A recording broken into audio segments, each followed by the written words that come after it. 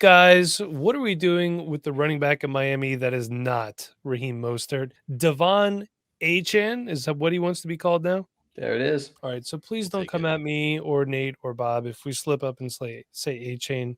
We're trying our best. So look, missed week 1, quiet week 2, a monstrous week 3. I started him somewhere out of necessity.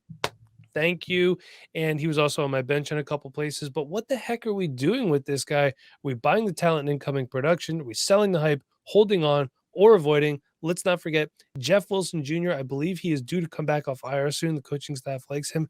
And Savannah Ahmed was out for this game. And I don't think the Miami Dolphins are going to score 70 points every game.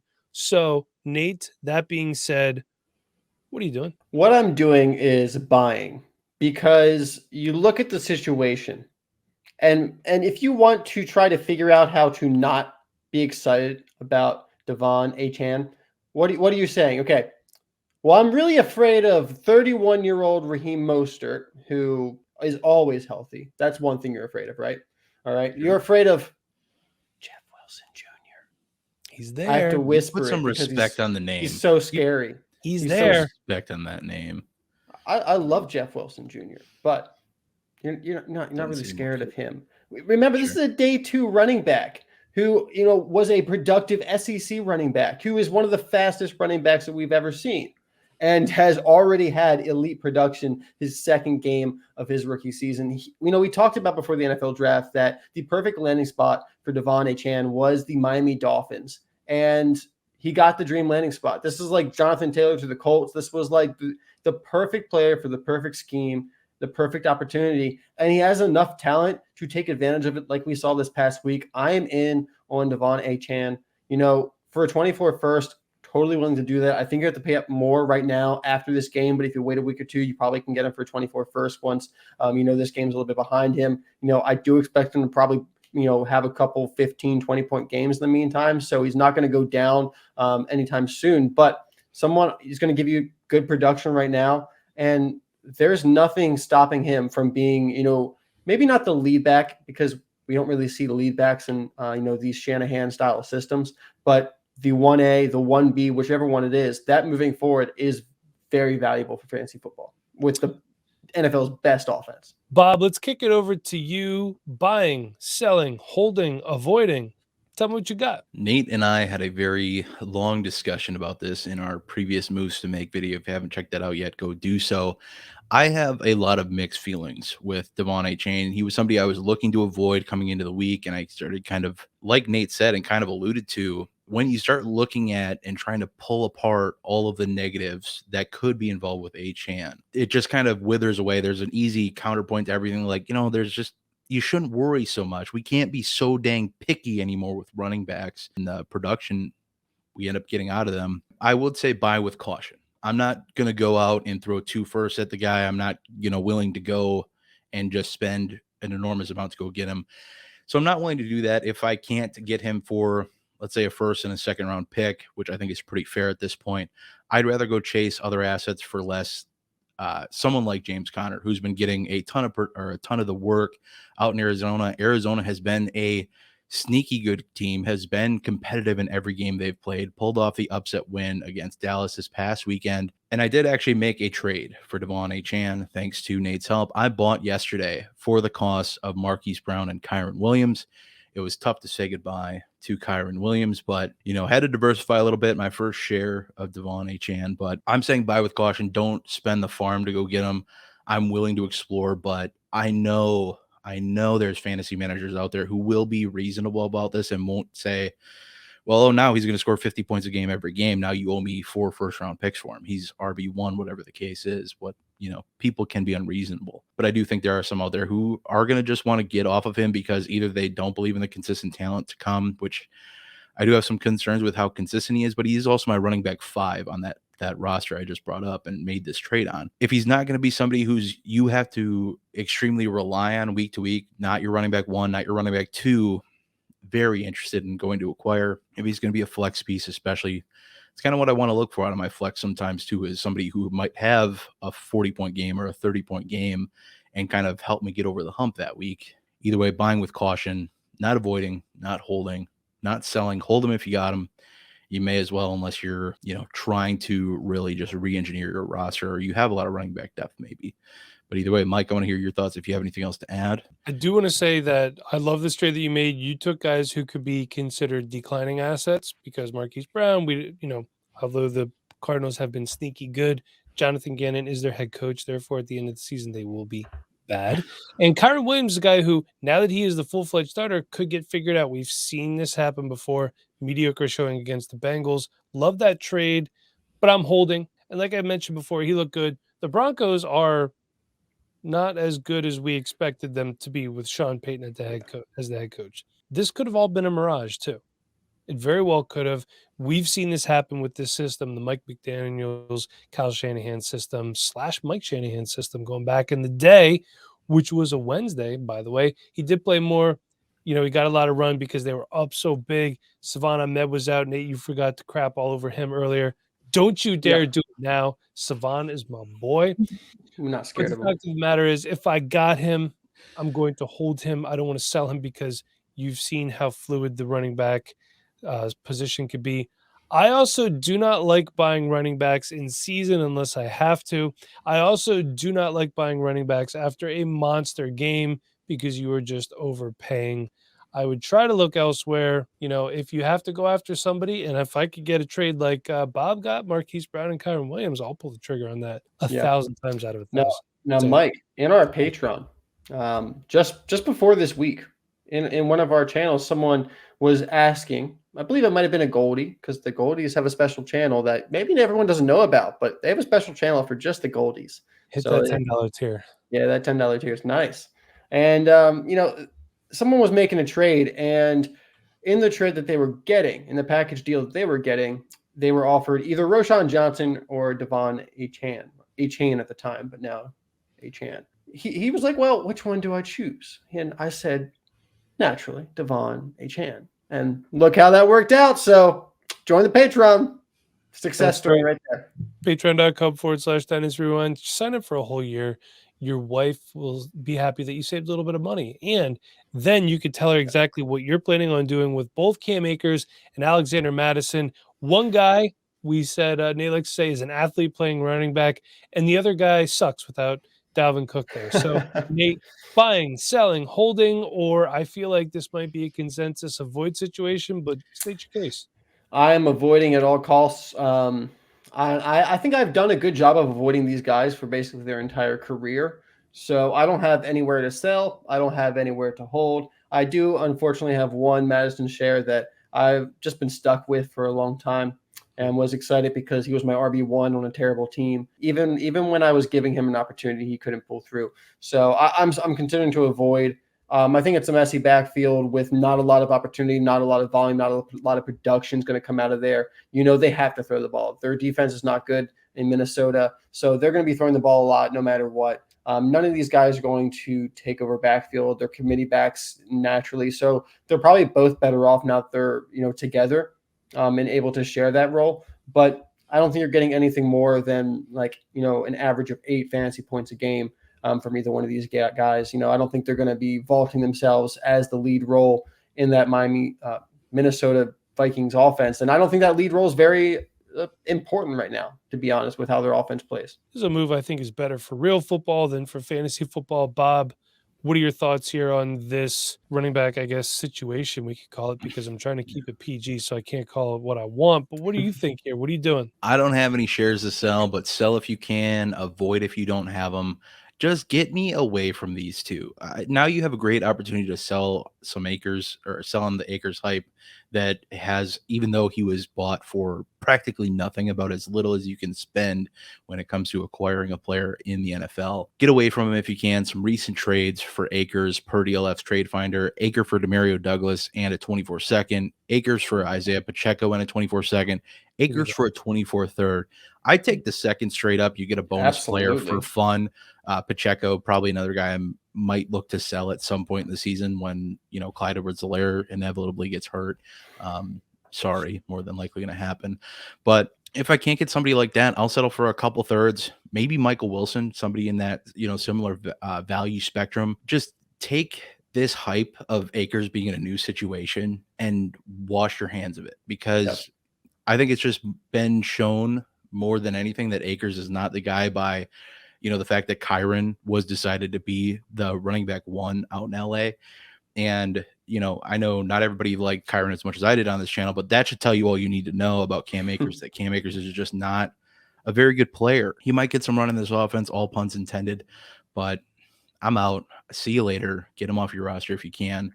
With Mattison, if there's anything to sell, to salvage, I'm willing to do that too. If you somehow lucked into the pair and you can move them for a combined second for both of them, more than happy to do so. These are just two guys that just have not panned out in this, or Mattison has not panned out in this offense. Akers hasn't really panned out in the NFL. Mike, your thoughts? I'm avoiding. I have 1 Cam Akers share. I don't have him anywhere else. So that should tell you something about Cam Akers. I'm avoiding Alexander Mattison because, as I've stressed before on this channel, every time Alexander Mattison has to be the guy, he can't be the guy. He's better as a backup. He's efficient as a backup. He was a great 0 RB target if you could get him late, but now he's not even a good 0 RB target. I don't want anything to do with these guys.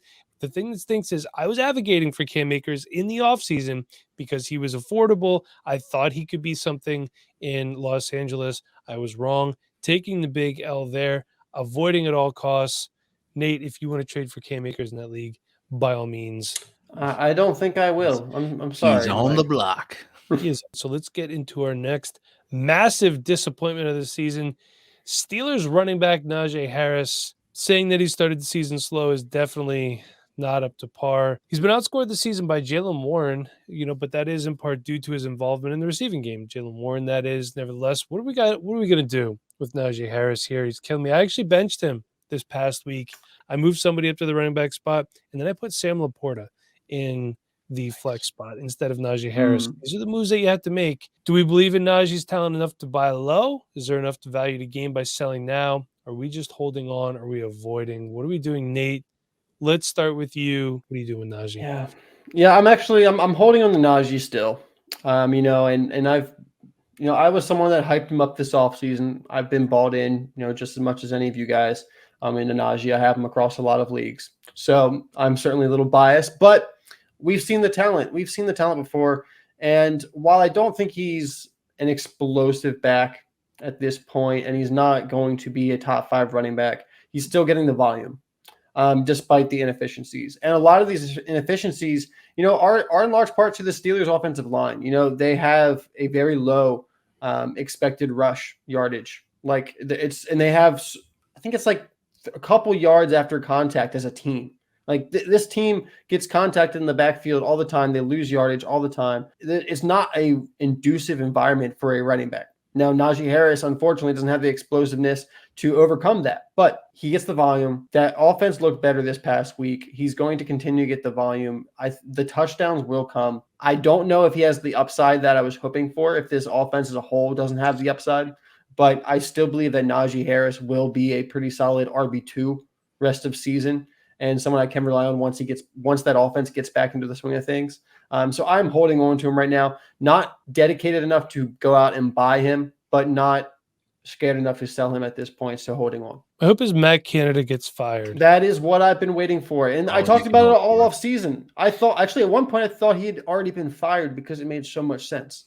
Bob, what are you doing with Najee? We all advocated for him. You should absolutely hold Najee Harris if you have him, since you can't sell him for anything. If you could somehow move him for anything worthwhile at this point, I'm much more open to looking into it. But I don't think you're getting anything exciting, and likely avoid if you don't have him. Avoid him if you don't have him. Talking about this rough situation he's facing. So some of these stats per player profiler: currently facing the 4th most average defenders in the box for all running backs in the league, currently facing the most stacked fronts of any running back in the league, has the 57th quote unquote best run block rating of the line in front of him for a running back in the league per PFF. Moving over to another one. The Steelers are the worst graded overall offense in the league and the 4th worst overall run block grade. Matt Canada strikes again. He's striking hard. Defenses can absolutely sell out to beat the run and force the Steelers to beat them through the air. This offense is super bland. We talked about it last season. This past week was a little better against a not great Raiders defense. Yeah. And it was Najee's best week as well in terms of being involved. He had the most opportunities he's had all season. I will say they do face one of the worst run defenses next weekend in Houston. This could lead to a better selling opportunity next week. People might think, oh, Najee's back in it. Maybe you might get some better offers. But as long as this is Matt Canada's offense and Najee will suffer, and the main point I have here is I just don't believe this is all Najee's fault. You look at his rookie season, he was you go to Player Profiler, elite in most metrics, in efficiency, opportunity, all of the things. And this offense is just absolutely tanked under Matt Canada. And I don't think it's purely a Kenny Pickett issue. I think, Pickett's arm isn't great. He's not an elite passer by any stretch of the imagination. He's a fine player. But until this offense gets a little more inventive, and I just don't think that's possible under Matt Canada. I hate ripping offensive coordinators. I know they're doing their best out there to provide for their families and whatnot. But at this point, you just have to take the situation for what it is. And it's not a good one. So I'm changing my mind on Mike Sullivan. He was the offensive coordinator for the Giants when Ben McAdoo was the head coach. I'm holding Najee Harris. I can't sell the guy right now. Like Bob said, you're not going to get what he's actually worth. And I want to see what he does against Houston too. I'm probably going to insert him back into the lineups where I took him out last week and see what happens. I think, hopefully Matt Canada can figure it out and turn around, although the memes about Matt Canada's offense have been fantastic. So if they're bad again, I would gladly enjoy it. I believe in the talent. I just have to hope that Pittsburgh can turn it around. And guys, I understand that Jaylen Warren has outscored him. Jaylen Warren is not better than Najee Harris. Sorry. Just saying, let's play a game. Do you guys want to play a game? I love games. Let's talk about some buying, some selling, some holding and avoiding. I'm all over the place. And let's talk about some running backs here with Alvin Kamara, Jonathan Taylor, Saquon Barkley, and Austin Eckler. So all these guys are on the mend. They're healing up or a suspension. All these guys are running backs that are capable of elite fantasy production because we've seen it with all of these guys without question. So this is tough, but sometimes you have these decisions in your leagues. We're buying one, selling one, holding one, and avoiding one. All right. Well, I'll be honest. This was kind of difficult. So good on you, Bob. It's a tough one, Bob. And it was difficult because I kind of like all of these guys, to be honest. I mean, who doesn't? They score points, so that's the hard part. But the buy was the easy part because the buy is Alvin Kamara, and he's the cheapest of the four, and he is going to give you similar production rest of season.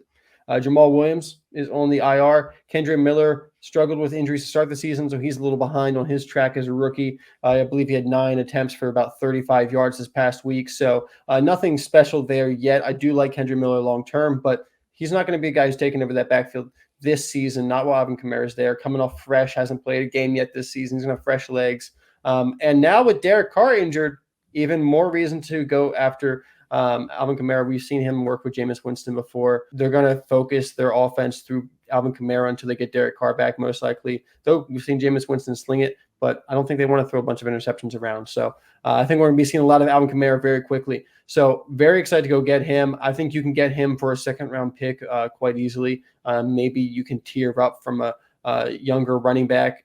Maybe just do a straight swap there. Give someone with some longevity. Moving on from the Alvin Kamara that we all want to go get if you're a contending team, I'm selling Austin Eckler because I think I can get a lot of value for him right now because I'm going to make some whispers about, hey, Mike Williams is out. They need to throw the ball to someone.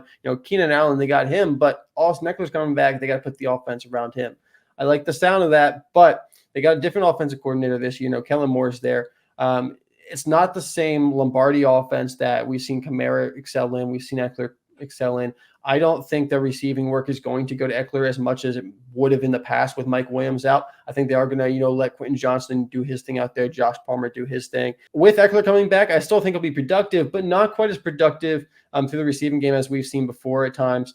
So willing to sell him right now. Holding on to Jonathan Taylor. I don't really have too much more to say that because Jonathan Taylor is a great running back still. Nothing has changed about Jonathan Taylor being a great running back, except for some off-the-field stuff. Once he gets back on the field, we're happy about it. We've seen how Zach Moss has played the last 2 games. If Jonathan Taylor gets that same opportunity, we're going to be very happy to have him back. He's still a value right now. You can go acquire him probably for a single first. Managers are really off of Jonathan Taylor. They're a little bit worried about the ankle still as well with the off-the-field stuff. take advantage of that. He's coming back strong. I guess that leaves me with avoiding Saquon Barkley. I'm kind of avoiding the New York Giants offense as a whole all the time, except for Saquon. So I'm just going to go ahead and add him to the list now. I love Saquon, but that offense just isn't great. Bob, buying, selling, holding, avoiding. What do you got? Contrary to Nate's pick of avoiding Saquon Barkley, I'm actually buying Saquon Barkley. Reason being, provides arguably the most short and long-term upside, has been a back that has, not saying that Taylor doesn't, but has performed as a top 5 running back multiple times over the course of the year, and his injury makes him further accessible. You might have to wait on him coming back and being healthy. That is one question, but that's what makes him accessible. That's what makes him able to be had for the cost of, a functional running back like Joe Mixon and a first-round pick. Finding a way to tier off of Barkley, or actually, I guess, tier up to Barkley by using a functional running back and a first-round pick. I get a little younger. I get a little better, in my opinion. I still believe in the talent of Saquon Barkley. He's what makes that offense run, and if that offense has any chance, they have to make Saquon Barkley a fixture in it like they did last year, continue to build off that. I'm looking to sell Alvin Kamara. And now, reason being is because I believe he's the easiest running back to sell right now, being that running backs are premium, running backs are getting injured, tearing their ACLs, MCLs, Achilles, whatever the case may be. He's healthy, fresh off the suspension as of now, the only running back currently expected to play in week 4 as of this recording. There's an argument for holding to sell later, since his value will likely increase once he's on the field and showing people that he's a good player. I'm chasing a late first worth of value at this point. Whether it ends up as a second and another worthwhile piece is fine by me. I might not get that first, like we discussed with a previous video. Might be worth a first, but you might not get that. You might have to get that in more quantity, a larger quantity of pieces that are a little lesser valued. But selling Kamara for that reason, I'm holding Austin Eckler because I think he's a tough buy sell with the quote unquote age and injury combo that he's dealing with. Was still very productive week 1 despite his quote unquote age, and he's a fixture in this offense. And I do think he's going to be more relied on with Mike Williams out. You have to rely on your studs. I don't believe that you can put a ton of faith into Quentin Johnson right off the rip, because I do believe he's a raw player. I think he needs to get a lot sorted. I fail to believe that he's going to get the run or get slotted into a larger role right off the rip.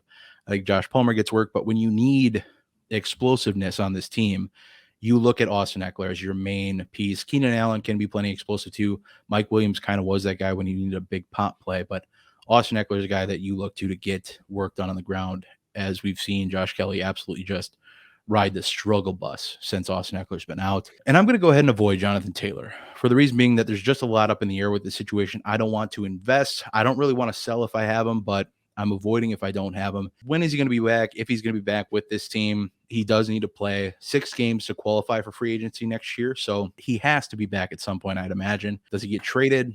Does he play well with the system right away after missing all offseason with complications due to an injury and holding out from the team? There's an argument to be made that he's absolutely a value right now, but there's more mess here than I want to deal with at the end of the day. And given the cost it likely takes to acquire him, I think some managers, you look at the value gauge of things, where people are at and their willingness to move off of Jonathan Taylor, and seeing that now it's only about a week and a half away from when they can put Jonathan Taylor possibly into a lineup if he's back. There's not as much incentive to move him now as there was at the beginning of the season, or when, J.K. Dobbins went down, or when Nick Chubb went down, whatever the case is, if they needed to, supplement production. So I'm avoiding Jonathan Taylor because of just all of the mess that's up in the air. And I do think that we have to, this injury, we forget, missed the tail end of last year. There was an incentive to come back either. It did have a January surgery anyway.